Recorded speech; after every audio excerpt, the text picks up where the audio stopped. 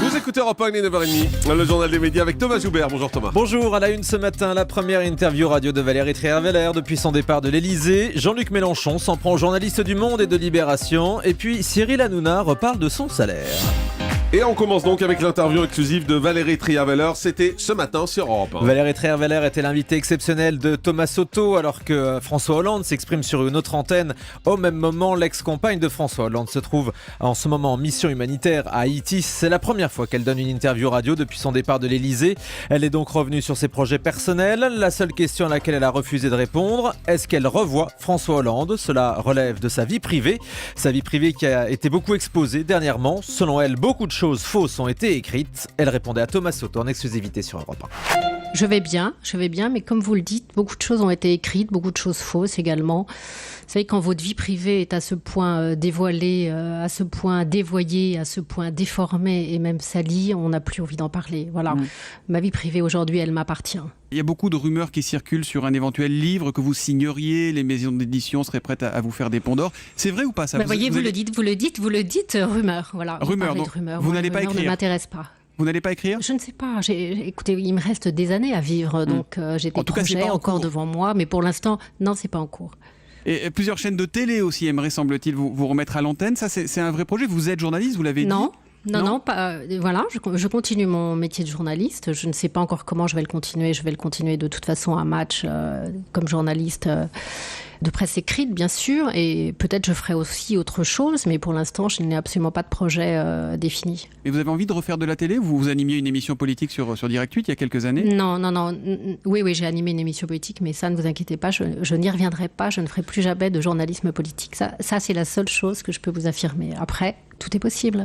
Voilà, plus jamais de journalisme politique, a dit Valérie Trierweiler ce matin dans cette interview exclusive avec Thomas Soto sur Europe 1. Et à propos de François Hollande, je vous rappelle que c'est le thème du buzz à partir de 10h. Vous pouvez d'ores et déjà nous appeler 39 21. Aujourd'hui, revoteriez-vous François Hollande puisque c'est l'anniversaire de son arrivée et de son élection plutôt à la présidence de la République, 39 21. Et regrettez-vous Nicolas Sarkozy, 39 21, standard d'Europe 1.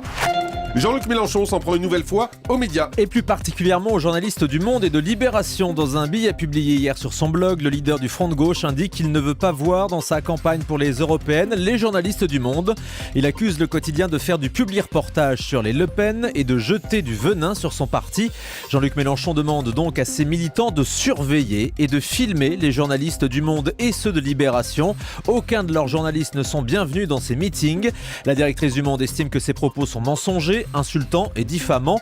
Même son de cloche à Libération, le rédacteur en chef adjoint du service politique affirme que la position de Jean-Luc Mélenchon est inacceptable et qu'elle n'empêchera pas les journalistes du quotidien de continuer à suivre les réunions publiques du Front de gauche. La chaîne télé va diffuser le débat entre les 5 candidats à la présidence de la Commission européenne. Certains responsables politiques, dont la ministre de la Communication, réclamaient à France Télévisions de diffuser ce débat. Il sera finalement programmé sur iTélé jeudi prochain à 21h. Un débat entre les 5 candidats à la succession de José Manuel Barroso. Je suis pas sûr que ce soit un carton d'audience, au passage. Cyril Hanouna estime qu'il gagne trop par rapport à ce qu'il fait. Oui, ce n'est pas la première fois que l'animateur de D8 et d'Europe 1 parle d'argent. La dernière fois, il avait maladroitement indiqué au JDD qu'il gagnait 25 000 € mensuels et qu'il ne lui restait pas grand-chose à la fin du mois.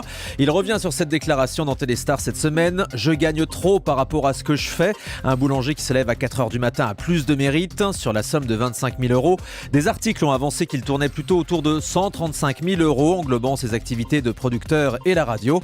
Selon Cyril Hanouna, c'est beaucoup moins que ça. Il affirme faire peu de marge avec ses émissions. Ma priorité reste de m'amuser et de faire plaisir au public. Et Cyril Hanouna qui va d'ailleurs présenter une nouvelle émission, mais attention, ce ne sera pas sur D8. L'animateur va rejoindre le portail internet Yahoo à l'occasion de Roland-Garros. À partir du 25 mai, il présentera une série de 15 émissions intitulée Hanouna 7 et Match, dans laquelle il affrontera des personnalités au tennis. Ses adversaires devront d'ailleurs se soumettre à des défis ou des gages. Michael Youn, par exemple, jouera déguisé face à lui en Teletubbies.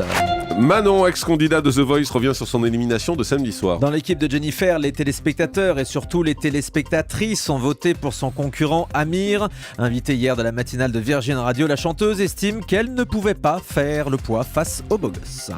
Ils méritent, oui, mais parce que je les connais en plus de ça, et voilà, c'est un peu délicat, mais bien sûr qu'il y avait des voix beaucoup plus fortes et beaucoup plus impressionnantes que eux, mais c'est un tout, donc, et puis c'est le public The Voice, donc c'est voilà, c'est beaucoup de femmes qui votent et je dirais qu'ils ont quand même du talent parce que voilà, quand un Kenji reprend Allumer le feu ou Amir là comme un fils, voilà, ils ont de la voix. Après, ils sont beaux gosses en plus, donc forcément, ça fait un adversaire de taille face à nous, on peut pas faire le poids, quoi.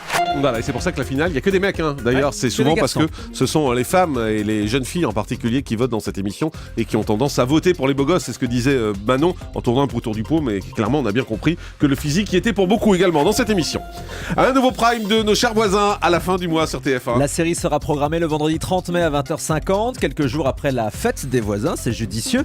La troupe de comédiens sera entourée de personnalités, sont notamment annoncés Laurent Ournac, Anne Romanoff, Titoff, Stéphane Bern, Amanda Lear ou encore Dounia Cossins de Plus belle la vie. L'amour est dans le pré revient le 26 mai sur M6. Avant la nouvelle saison qui sera diffusée cet été, la chaîne proposera 2 épisodes. Que sont-ils devenus les lundis 26 mai et le lundi 2 juin 20h50? On prendra des nouvelles des candidats des saisons précédentes, notamment Pierre et Frédéric de la saison 7, Sylvain de la saison 6 ou encore Jean-Noël de la saison 8. Et on termine avec le chiffre du jour. 9,3%, c'est l'audience moyenne de M6 au mois d'avril, selon les chiffres mensuels de Médiamétrie publiés officiellement hier. La chaîne est au plus bas depuis 20 ans. TF1 reste la première chaîne à 22% d'audience. Et sur la TNT, c'est TMC qui reprend la tête du classement devant D8 et W9. Merci Thomas Joubert. Le grand direct des médias, Jean-Marc Morandini.